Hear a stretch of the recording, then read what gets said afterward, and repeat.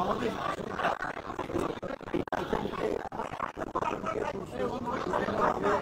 বিলম্বিত করার লক্ষ্যে এই ধরনের কিছু শক্তি বাড়াচ্ছে।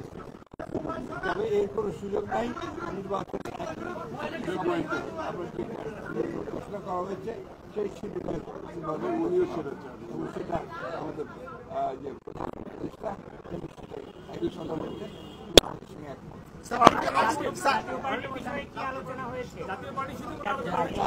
কোনো আলোচনা স্যার আরেকটি প্রশ্ন স্যার, জামাত ইসলাম মানে তারা বলেছেন যে নির্বাচনের একটি নীল নকশা হচ্ছে এবং তারা স্পষ্ট করে অভিযোগ করেছেন যে লন্ডনে একটি দলের নেতার সাথে যখন প্রধান উপদেষ্টা বসে নির্বাচনের দিনক্ষণ চূড়ান্ত করেন তখন বোঝা যায় প্রধান উপদেষ্টা একটি রাজনৈতিক দলের প্রতি দুর্বল।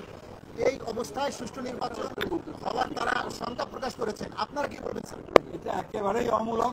এই জন্যে যে আপনার প্রধান উপদেষ্টা তার সম্পূর্ণ অধিকার রয়েছে দলের দেশের সবচেয়ে বড় রাজনৈতিক দলের নেতার সঙ্গে, এটা হচ্ছে তার এখতিয়ার, তার নিজস্ব এখতিয়ার এবং সেটা তিনি বলেছেন এবং আলোচনা ফলপ্রসূ হয়েছে। পুরো দেশবাসী অত্যন্ত আশ্বস্ত হয়েছে নির্বাচন করতে হবে।